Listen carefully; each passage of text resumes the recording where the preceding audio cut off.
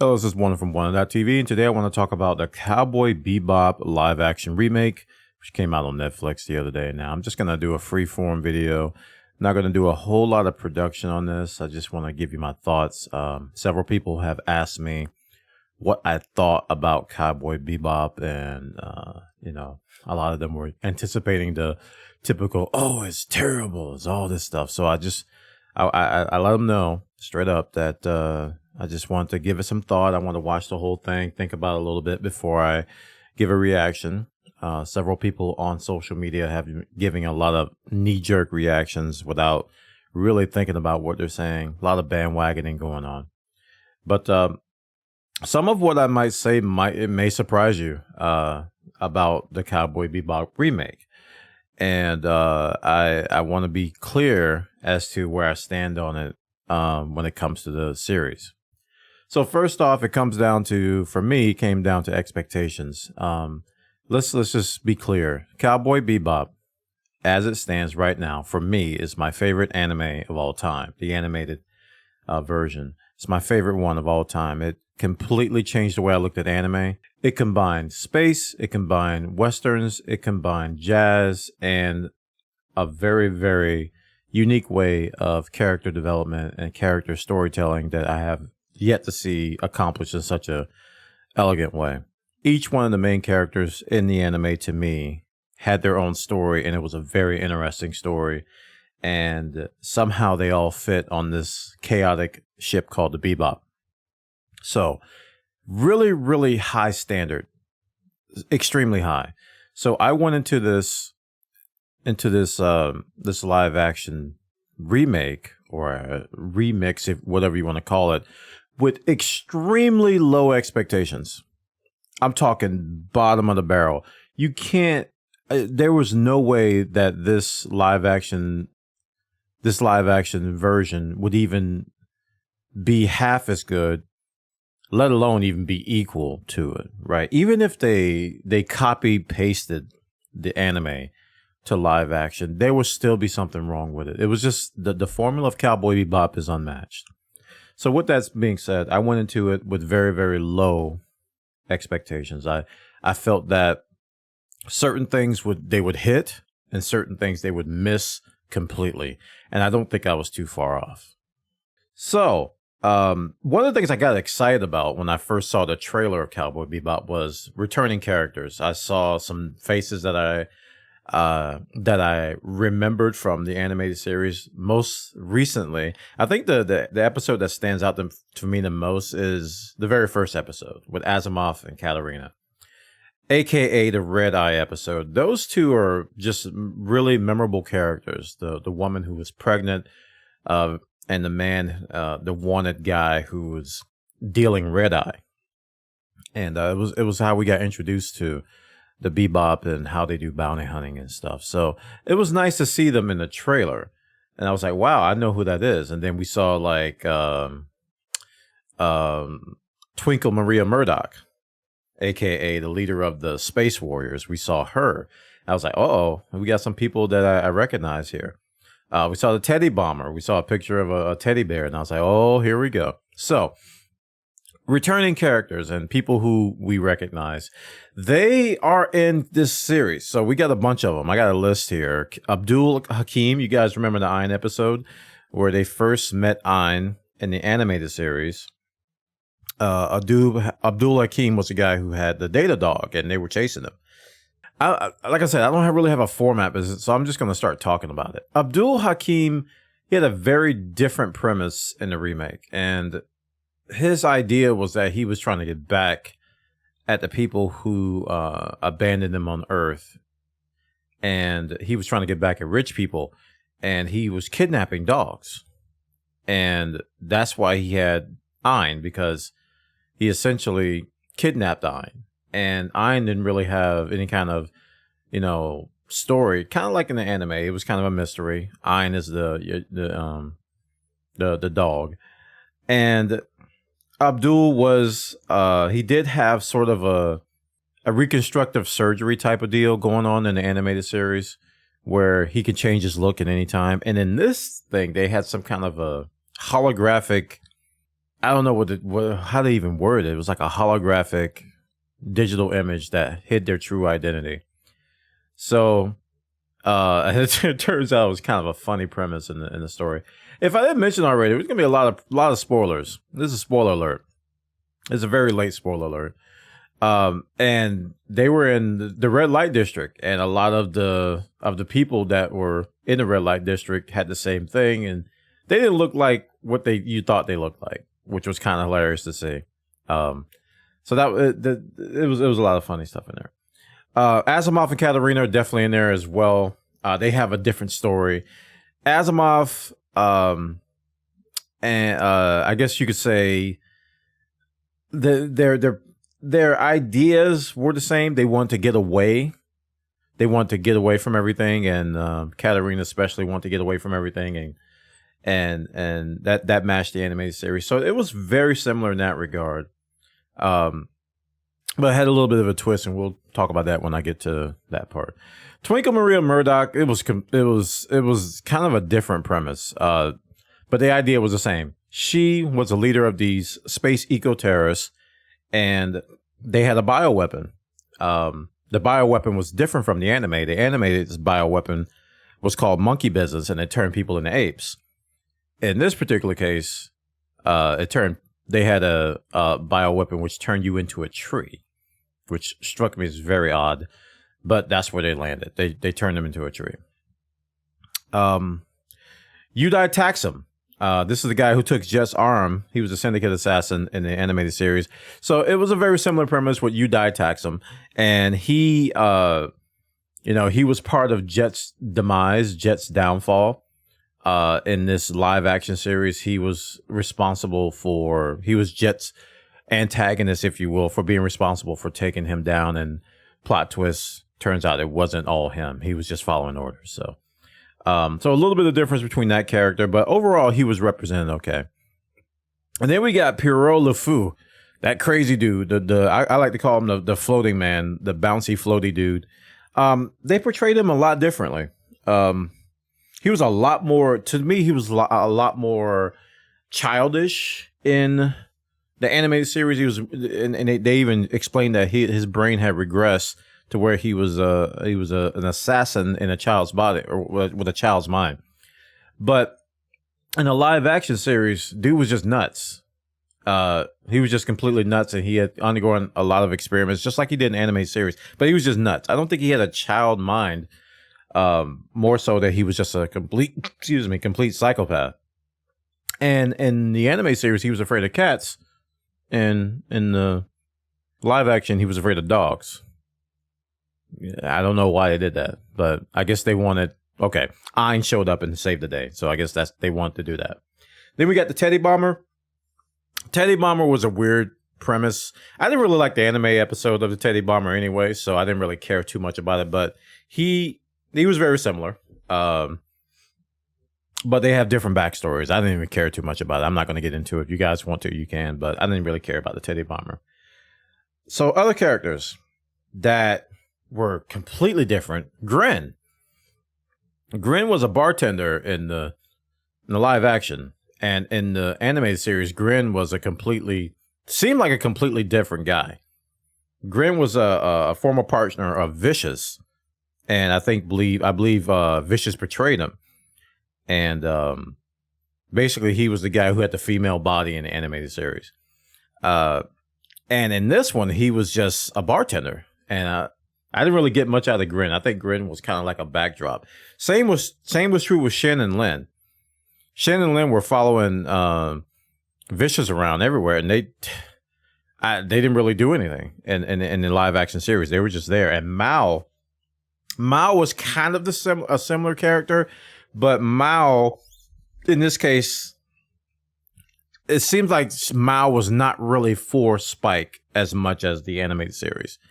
Mao in the live action series was pretty much she was just an arm of the syndicate and was working with Vicious to do some stuff. And in the animated series, it wasn't like that. I think Mao was a very different character. I'm not going to go into too much detail, but overall, the returning characters, a lot of them were there. Some were in the forefront, like they were in anime. and some were not. Some were just backdrops. They were just there. And if you didn't know them from the animated series, you would just think they were extra, which is kind of strange. But if you look at it, you know, it's not that big a deal. The main characters we care about are Spike, Jet, Faye, all the people on the Bebop, and the Vicious, and Julia, and all the main characters. So the story is very, very different. I want to talk about that a little bit. The story, the backstory of the characters is one of my favorite parts about Cowboy Bebop. And I gotta say, this annoyed me the most. The fact that Jet had a daughter named Kimmy in the live action. And when he first said, I need to get my daughter a present for her birthday, I was like, what? That completely threw me off. It just, for some reason, I couldn't get past it. I was like, why are they bringing this into a thing? Because, you know, even in the animated series, he had his ex-girlfriend, Elisa, right, that he had to go back and reunite with, and she was with somebody else. But it was more like I still love you, but I had to go, blah, blah, blah. My career took me this way type of a spinoff of the story.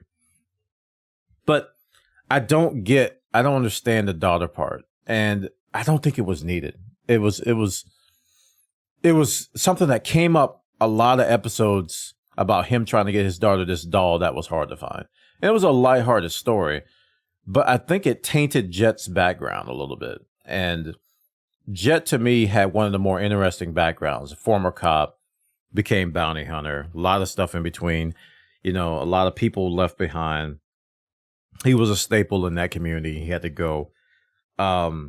To where now he's like he's a broken cop in the live action, and he's got this jealousy thing going on because his girlfriend, instead of like moving on, he's like jealous, and he's trying to stay a part of his daughter's life. And I don't like that story. I like the previous one better. They tried.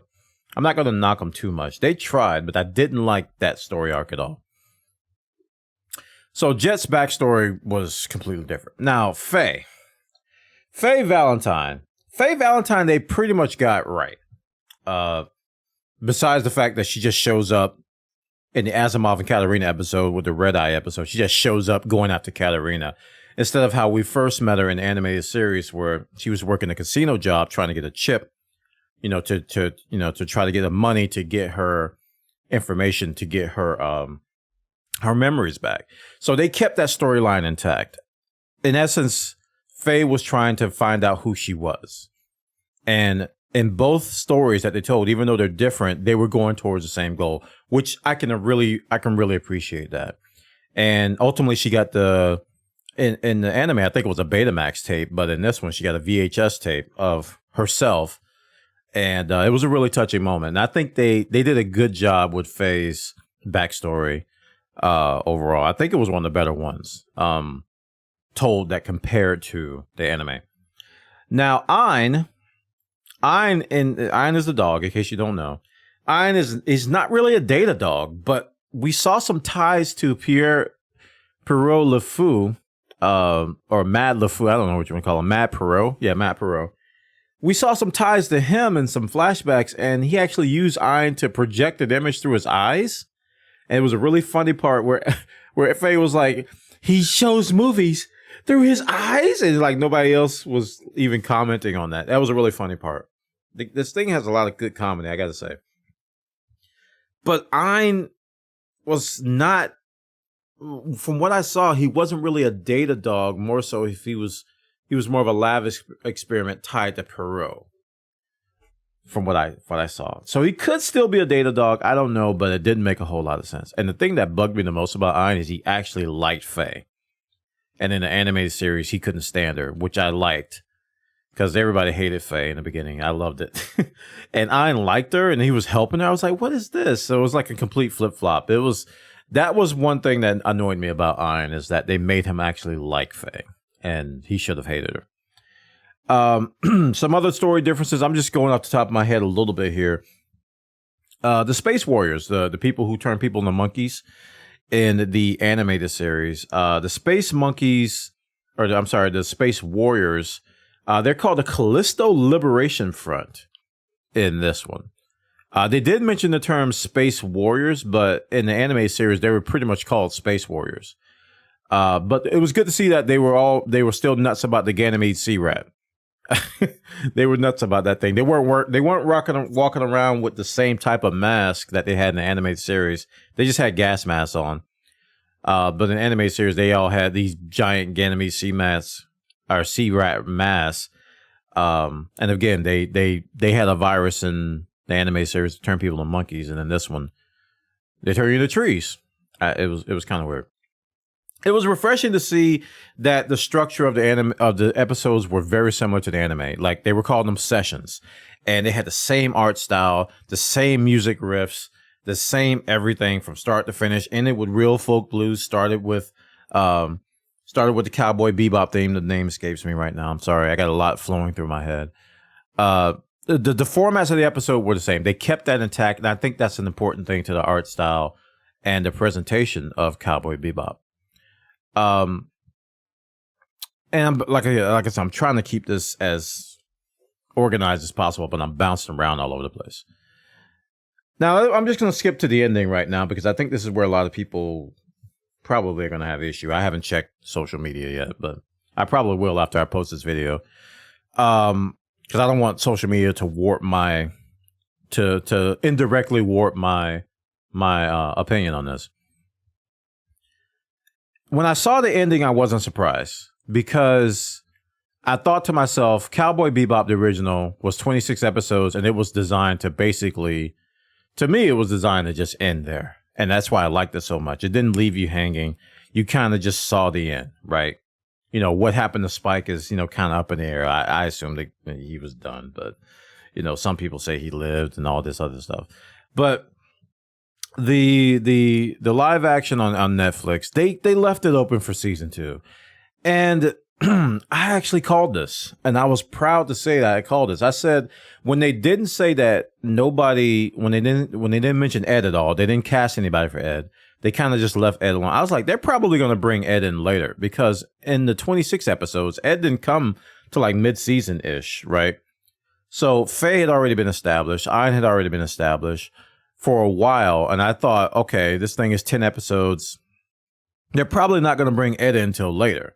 And lo and behold, they teased Ed, Radical Ed, on the comms a couple times. So I was like, oh, there it is. And then lo and behold, at the very end, Ed makes an appearance. So this is a massive surprise. Nobody knew who was playing Ed. I don't even know who the girl is, but she tried. I mean, it's hard to nail Ed. And this girl was quirky. She was contorting her body. She was jumping around. She was being very, very sporadic like Ed is. She tried. She really, really tried. She didn't nail Ed, but she was a good Ed, right? And it made sense because I was like, they got to make a way for season 2. They got to open it up for season 2. So the ending was pretty drastic, though. I can appreciate they made the opening for ending 2 for season 2. I mean, but the way Spike and Jet departed bothered me because they departed hating each other, or else Jet hated Spike. And in the animated series, it was anything but that. We had learned about the characters.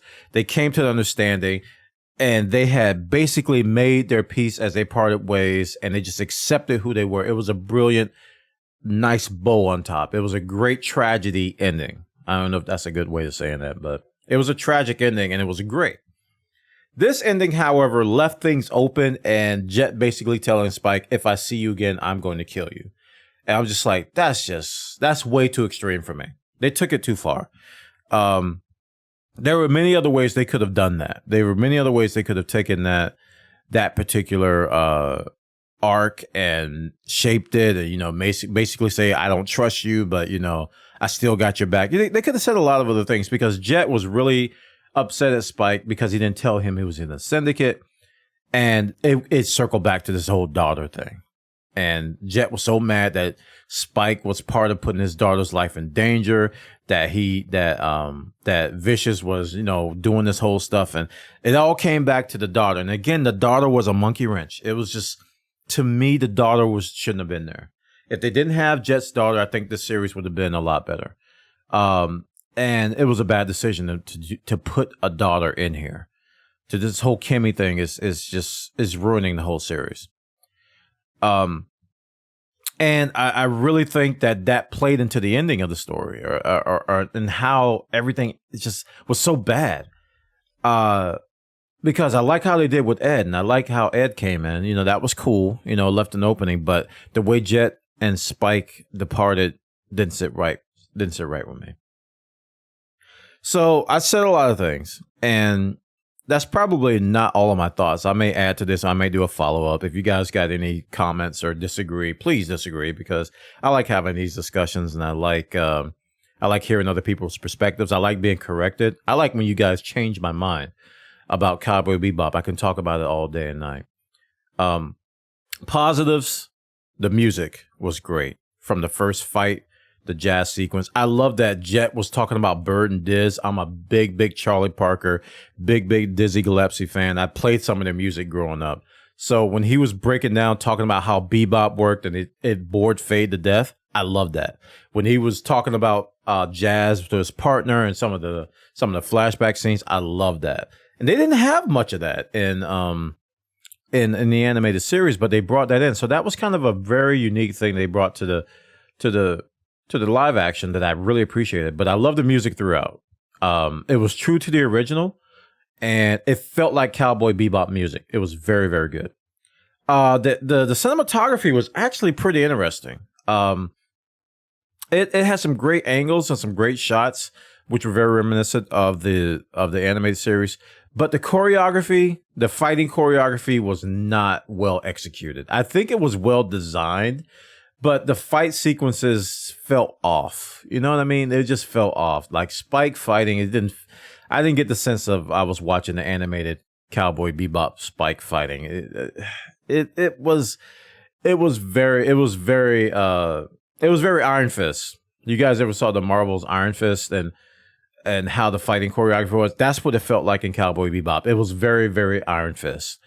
Very slow. It was just bad choreography. And I believe that the characters were cast okay. I think Spike could have been better. I think what's his name? Cho could have been better. Jet was the best character, honestly, followed by Faye.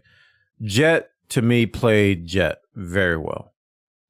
A couple times he sounded exactly like the voice actor, and I was like, wow. Oh man, I was tripping. I was like, well, we got to get our bounty, Spike. And I was like, whoa. You sound just like the voice actor from the original there for a second. And I like his look. I like the costume, the arm. I like the way he carried himself. I like the way he interacted with everybody. To me, he carried the story. And Faye was just funny. Even though she wasn't a perfect Faye, she was a Faye. She was a Faye. She was like an alternate universe Faye. But she was funny. She had some good lines, and it was actually, it got some chuckles out of me. Some of them got a couple of like belly laughs out of me. It was some funny parts in there. And the humor of Cowboy Bebop was in there too. I'm telling you, when they were talking about the bidet, I was in tears. I was in tears. The whole conversation about the bidet, and then Spike trying to educate Jet on what a bidet is, and Jet was like, "Oh man, that was really funny." So the cast had some good moments, and it was funny. But overall, man, I think Jet carried. So let me just say this. Overall, it met my expectations in that I had very, very low expectations. It was not very good. It was somewhat entertaining. I think people who have never seen the anime are going to like it more than those of us who have. And I think that's a good thing. I think people who have never seen Cowboy Bebop the anime are probably going to like this show. Those of us who are knee deep into the anime like me, I'm heavily biased. I can see all the differences immediately. I can see all the nuances, all the the downfalls.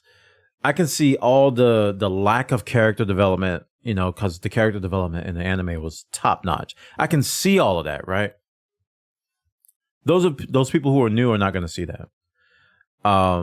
So if someone tells you that, Cowboy Bebop live action sucks, you got to think about what perspective they're coming from. You should ask them, "Hey, have you seen the anime?" And if they say, "Yeah, I love the anime," then that you should probably say, "Okay, I understand why you hate it." I love Cowboy Bebop. Like I said, it's so good, and I was happy to see that they were attempting to do this. I've been tweeting in the past, "Please don't mess this up. Please don't mess this up." And I think they did okay. But you got incredibly high standards to hit. This was an impossible task. There was no way they could have did this and made everybody happy. There was no way they could have did this and made me happy. It was an impossible task. I think the only thing that can make me happy with a Cowboy Bebop remake is if it's animated. If they animate it and they make a remake or they make a sequel or something, that could redeem it. But a live action, it's just so much going on in the animated series that you just can't do in live action. But they did a decent job. Not enough space stuff going on, not enough ships fighting, and Cowboy Bebop had a lot of ship sequences, and this did not. You could tell that they were constrained by budget and technology. There wasn't a lot of ship to ship fighting and not a lot of battles and stuff. And to me, that hurt the series because, that tickled my Star Wars funny bone, right? When Cowboy Bebop, when I first saw it, there was a lot of ship fighting going on. And a lot of that sci-fi, space western stuff, which you didn't really get in this. It was a lot of scenes that weren't in space. I'd say 99% of the whole thing was not in space. To me, and that was a big flip. That was a big flip. So overall, man, I'm not going to beat around the bush. It was bad. It was not good. I can appreciate it. I can understand it. I can analyze it. But good grief, man. They took on a task that I don't think anybody could have done, and they just fell flat. Cowboy Bebop, the live action was not great. It was entertaining. It was something that somebody's going to appreciate, but me as a Cowboy Bebop enthusiast, and if you're watching this and you're a Cowboy Bebop enthusiast, you're going to hate it. You're probably not going to hate it, but I think you're going to not like it, and I felt that way. But I wasn't disappointed, because I went in setting my expectations appropriately, and they were set. My expectations were met. I had a feeling it was going to be bad, and it was bad. So I'm not mad. I'm not upset. I hope more people get introduced to Cowboy Bebop. And as a positive note, on Netflix right now, the anime Cowboy Bebop is trending in the top 10. So this live action is causing more people, I think, to go back and watch the original, which is a positive thing because, like I said, the original Cowboy Bebop is my favorite anime of all time. By far. It's hard for me to say that about anything, like about movies, about food, but I can safely say that my favorite anime of all time is Cowboy Bebop because it, to me, is virtually perfect. There is absolutely nothing wrong with it. Even the dub is good. I mean, to me, it's the best dubbed anime of all time. I can't stop gushing about it. So, sorry, Netflix, you failed. And I think a lot of us assumed they would.